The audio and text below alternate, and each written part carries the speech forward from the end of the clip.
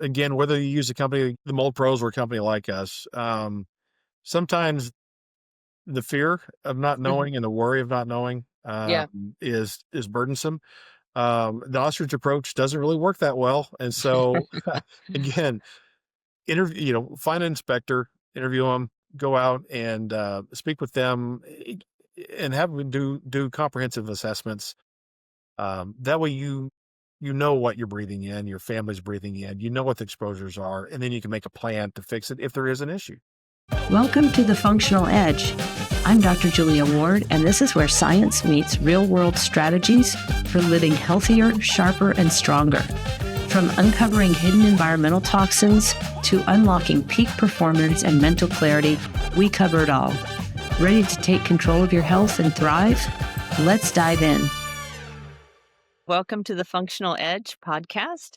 My guest today is John Bohde, an expert in indoor environmental health and the director of operations at MoldPros, a company specializing in comprehensive mold inspections and testing. With years of hands-on experience in assessing and identifying hidden environmental hazards, John and his team have used advanced technologies to detect mold, mycotoxins, and other air quality issues that can impact our health, often without us even realizing it. Based here in Texas, MoldPros has become a trusted name for homeowners, physicians, and patients looking to identify and resolve hidden mold problems. Today, we're diving into how mold is tested, what technologies are used, how common it really is in homes, especially in humid climates like Houston, and what you can do if it's found in your space. John, welcome to the Functional Edge. I'm so glad to have you here.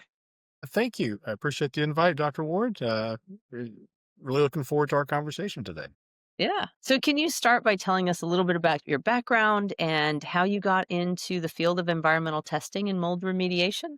You bet. Yeah, we started, over 15 years ago, 2011. Actually, my basement in Kansas City, is where we started out. That was our first Mold Pros, location. Started out really with the housing bust, and so a lot of these foreclosed homes wound up having mold issues, and Mm, so my background is actually in mortgage banking. So we okay. started buying out these homes and found out they had mold problems, and that's what introduced me.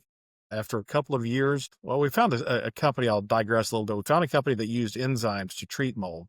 Did our research, found out that was a much better approach. Hmm. We partnered with that company. It took us about 12 months to kind of outgrow what they did. We met with a doctor by the name of Joseph Brewer, and we worked on one of his patients' homes. We're the only company, after I think the third or fourth company, that actually treated that home. So that's what put us down the health side, was our introduction to Dr. Brewer. And then he's published a lot of papers and kind of expanded us into that field. And now we have 8 locations nationwide.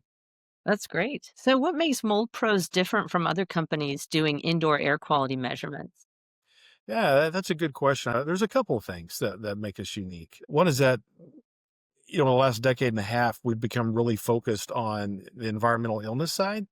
Hmm. And so there are a lot of companies that will come in and do some pretty basic mold testing, and that may be fine for a good portion of the population. But what we found is that they don't do adequate testing for those that have environmental illness. And so we've, over the years, have developed not only comprehensive inspections, but we do some pretty comprehensive sampling as well, whether it's mold, bacteria, mycotoxins, endotoxins, volatile organic compounds, or such as formaldehyde or benzene. So really, we try to be everything around the environmental side of environmental illness.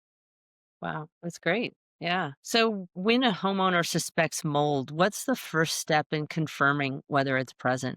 Yeah, great question. So we always encourage everybody to make really data-driven decisions. And what we would do is have them reach out to somebody, whether it's the Mold Pros or a company very similar that understands environmental illness. Go out and get somebody who can do really good testing and base everything on data. Right, right. And so, what are the most accurate or effective types of mold testing that you use? Yeah, that is a great question. The short answer is there isn't any one that's going to be the most accurate and most effective. So I'll kind of rephrase the answer maybe a little bit. The most sensitive test is going to be any kind of polymerase chain reaction or PCR test, also as a DNA test, right? So that could be like an ERMI test. The EMA test is a great test. Hurts me too. Also, is PCR. It's pretty pretty limited, but that is going to be as sensitive a test as we can get. But it's also very narrow. And I'll give you an example of that. Say a lot of our clients will run an ERMI test, say, on Hmm. their own first, and that'll tell them, hey, do I have, there's a panel of 36 fungal species.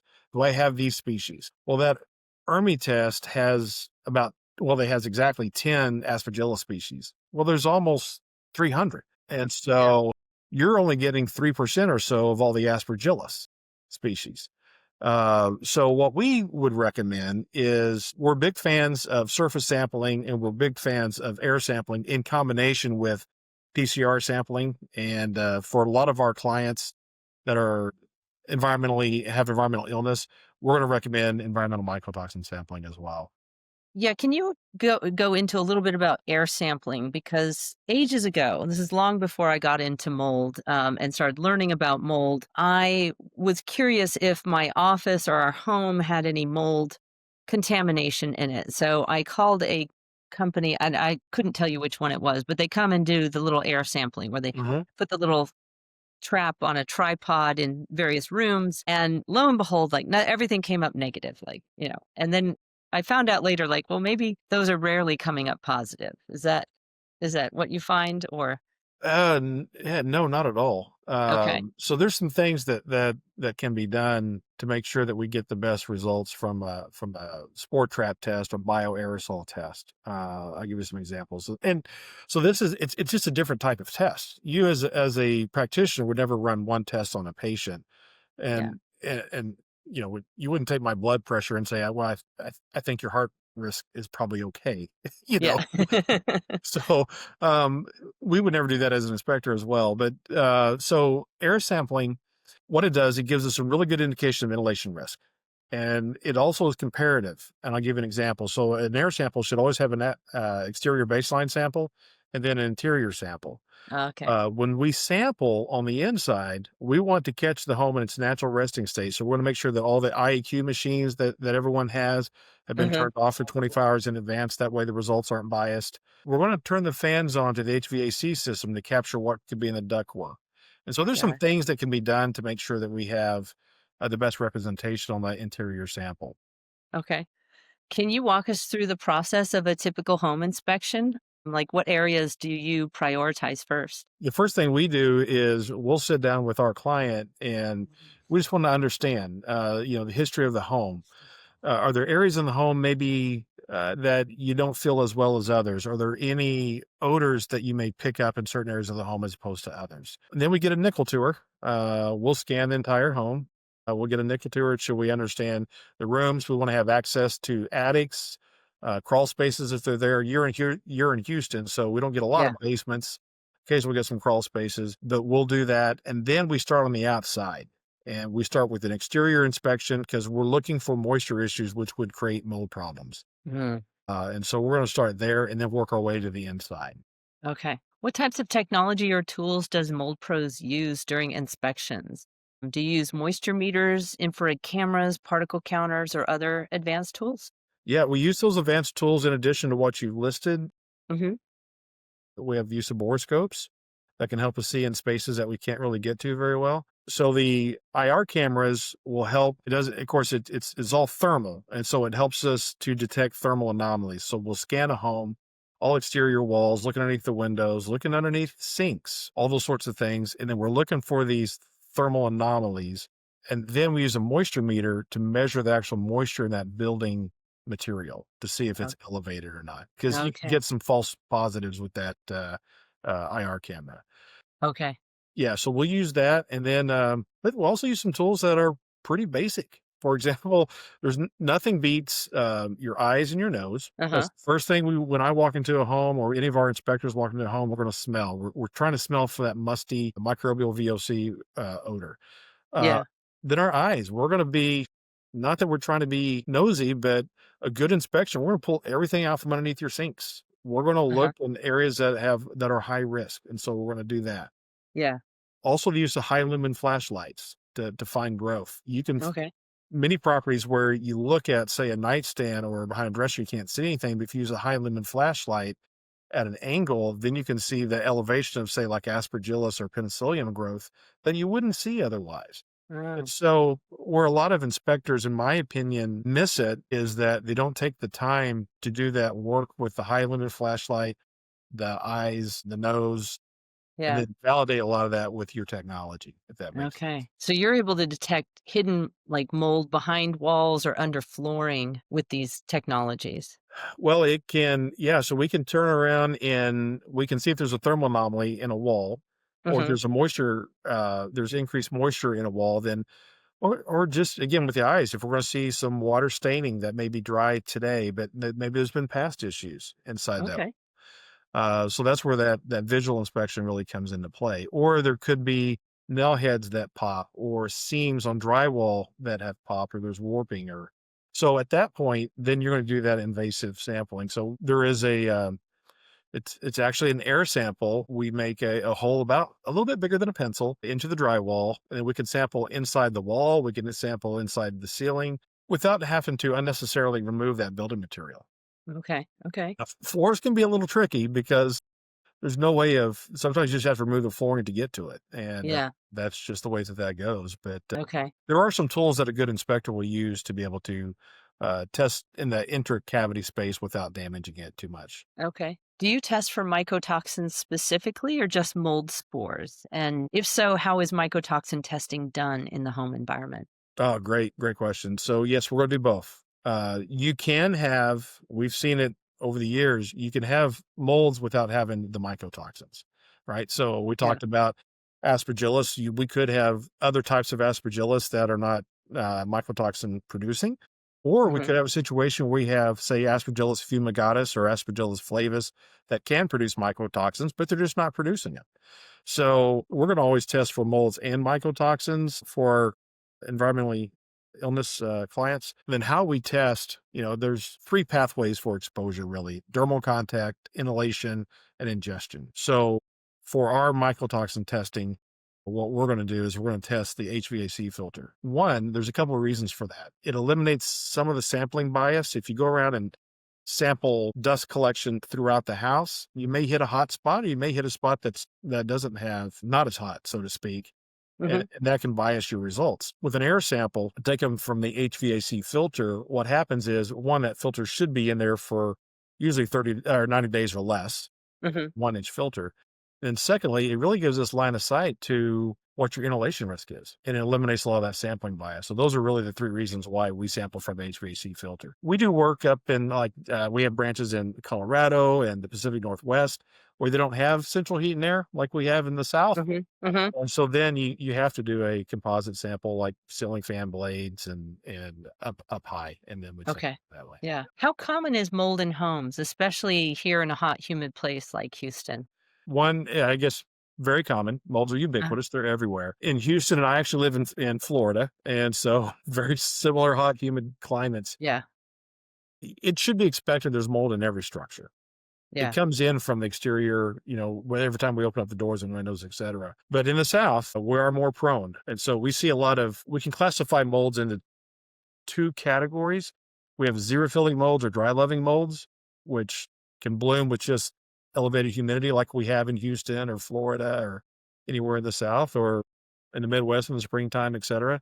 Then we have hydrophilic molds like Stachybotrys or Cotomium that require a water leak. So it's not uncommon to find Aspergillus and Penicillium, those xerophilic molds, in many homes, Okay. especially in the South.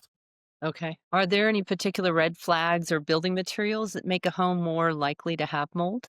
Yeah, so molds need a complex carbon compound to grow on. And they need moisture, and the amount of moisture depends if it's xerophilic or hydrophilic Hmm. mold that it is. Then it needs oxygen, right? So anything we make our houses out of drywall, and so Yeah. obviously that's a food source. All the case goods, all the woods that we use are complex carbon compounds. Our leather furniture inside of a home is going to be a Mm, complex carbon compound. okay. So everywhere is going to be a food source. There are some things that we recommend to a lot of our clients to help minimize some of the risk. For example, cardboard boxes. Hmm. We ask them not to store personal items in cardboard boxes because it's paper, it's a cellulose Okay. material, and it absorbs moisture. So Yeah. we always say, hey, if we have elevations of xerophilic molds, let's switch to those poly totes you get at Costco or Yeah, so the something like that. plastic bins are better than Yeah, cardboard boxes. no doubt, because Okay, plastic's not a good food source. okay. What about drywall? Is that a food source, It can potentially? be. Yeah, it certainly Okay, can be. There's no okay. doubt about it. But that's the way Wha homes are built these days, though, so it's really tough to Right, get away from it. So then you just have to really manage the moisture side of it because you can't take all the drywall out of your home typically. So you just have yeah, to really manage that humidity. yeah. What are the most common causes of indoor mold growth that you see in the field? Yes, again, it's gonna be humidity driven. There is Yeah, kind of a misconception. Everybody thinks, mold is gonna be in these old, damp, older homes, and right. most of our business is in newer construction. In fact, we've done many, many remediations on homes that have never been lived in. Oh, wow. So That's kinda it's scary thought. yeah, it's just the way that how we construct homes these days. So yeah, there's a lot of things that we see that we can help abate, and we can go down that path with a client or a patient, how they can avoid some of those issues. Yeah, yeah. Many patients are extremely sensitive to mold and have chronic inflammatory responses. Are you familiar with the needs of patients with this chronic inflammatory response syndrome, or CRIS? Yeah, we certainly are. CIRS, I should say. Yeah, we do. We have a special protocol whenever we have patients that either have CIRS or also if more of a functional medicine doctor may just call it environmental illness. Yeah, That's either way, but yeah, and I think you have to be yeah, if if you're looking for an inspector or remediator. That's one of the qualifying questions that I would ask an inspector or remediator is what's their familiarity with that type of condition. yeah. So you can kind of like make your diagnosis, your protocol just a little more aware of if somebody is dealing with that situation. Yeah, well, none of these things are inexpensive, and so we always do a client intake call. Hmm. And a couple of things that we would ask somebody is, are you one? Do you have a clinical or urine mycotoxin test that's positive?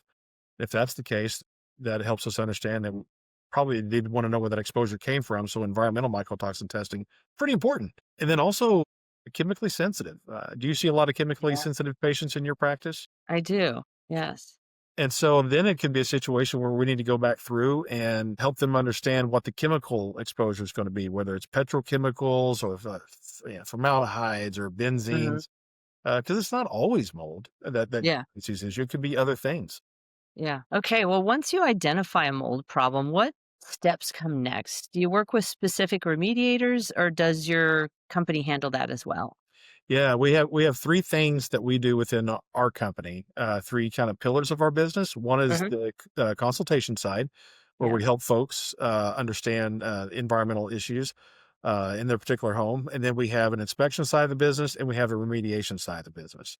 So one of the things that make us unique on the remediation side is I actually have a patent for not only removing fungal issues from a home, but also mycotoxins from the home and treating the personal contents as well. Mm, So we actually have those three things that we can provide or services we provide for our clients.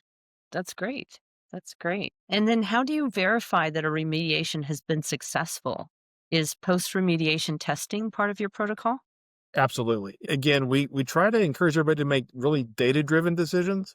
Hmm. And so whether that's on the front side of it, understanding what kind of contamination they have, or the backside post treatment, you need to understand. Listen, we're pretty good at what we do. We do not get it every time. The first time. Sometimes there's stubborn Okay. colonies that you have to get. So you would not know that unless you had post testing. Yeah. We encourage folks to have post testing done. What we recommend is having a third party, whether we'll coordinate that or a lot of our clients will coordinate that to have someone kind of come in and check our homework for us, so to speak. Okay. Yeah. Yeah. But yeah, we'd highly recommend post testing. Awesome. Okay. Well, what steps can homeowners take to prevent mold growth, especially in humid climates like ours? Yeah, so that again, that great question. Would start with HVAC systems.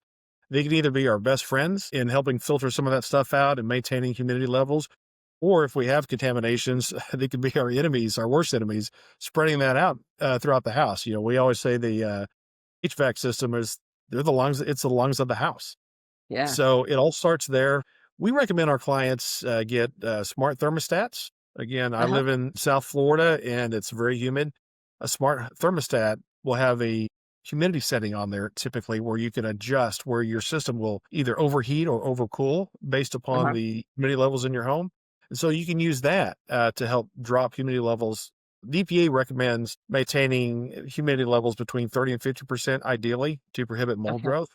And Okay. so a smart thermostat is a relatively inexpensive way to make sure you don't ever see us on the remediation side. Okay. There's some other things too. We know that we're going to get these airborne contaminants every time we open the door. We just don't want them to thrive. And so, the EPA also recommends using a MERV 13 or 16 air filter to help capture some of those finer particulates when they do get into your home. So Okay. if we use that as a line of defense, we maintain humidity fairly well, then we like our odds of, again, not seeing us, show up at your house. Yeah. That's great. That just leads me into my next question about, are there specific air purification systems, dehumidifiers, or building materials that you recommend to patients or clients trying to create a low mold home? Yeah, I'm not really brand specific per se. Okay. I'm after the filtration level. I have an indoor air quality machine that's HEPA rated. So that's HEPA's MERV 17 rated. So we'll turn and recommend that in addition to getting a good MERV 13 or good MERV 6 air filter. As far as dehumidifiers, if your system is just not pulling out the moisture like it needs to be, it could be short cycling perhaps, or just not functioning properly, then you may Uh-huh. want to look at an alternate, either a whole house dehumidifier or even portable dehumidifiers. Okay. I do that during rainy season in Florida. I'll have a portable dehumidifier just to kind of give a little extra oomph to my HVAC system. Uh, So there's some things that can be done. okay. So, what should someone look for when hiring a mold inspector? Are there credentials or certifications that truly matter? Yes, there are. I'd actually say yes and no. I'll give an example. Texas and Florida are licensure states, as is New York. So, and I'm a licensed mold inspector. That doesn't mean that just because they're licensed, they understand environmental illness or CIRS, as you mentioned earlier. And so that's a starting point in those states to make sure that they're licensed. And there are certifications as well for assessors. But again, that doesn't guarantee that they have understanding or knowledge around mold toxins or environmental exposures other than the just basic mold testing. In fact, Yeah. I talked to a lot of inspectors, they don't even know what a mycotoxin is, and that's just kind of scary to me. Yeah. So what I usually recommend, Dr. Ward, is that they talk to their practitioner to see if they have someone that they know that is knowledgeable around the environmental illness space and has a Yeah. comprehensive inspection program. Yeah. Yeah. That's what we typically recommend. Great. And what advice would you give to someone who has symptoms they suspect are mold related, but they haven't had their home tested yet? Yeah, again, whether you use a company, the MoldPros or a company like us, sometimes the fear of not Mhm. knowing and the worry of not knowing Yeah.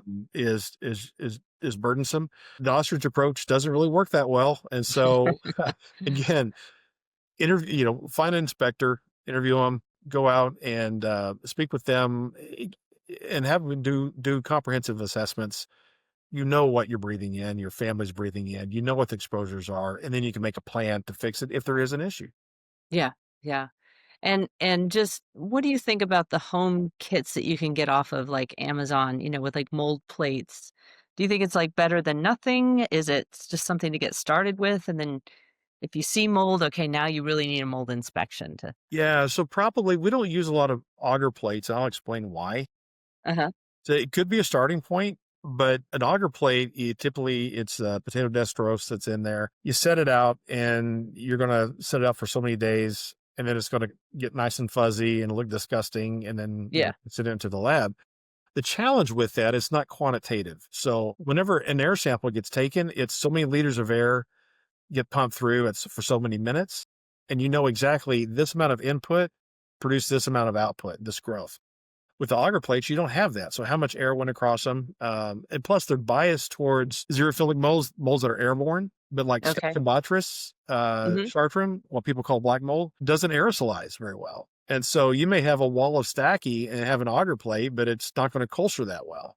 And Yeah. so it's biased in that way. So, I would say the ERMI test, and even if you want to do an EMA, those are great starting points per se.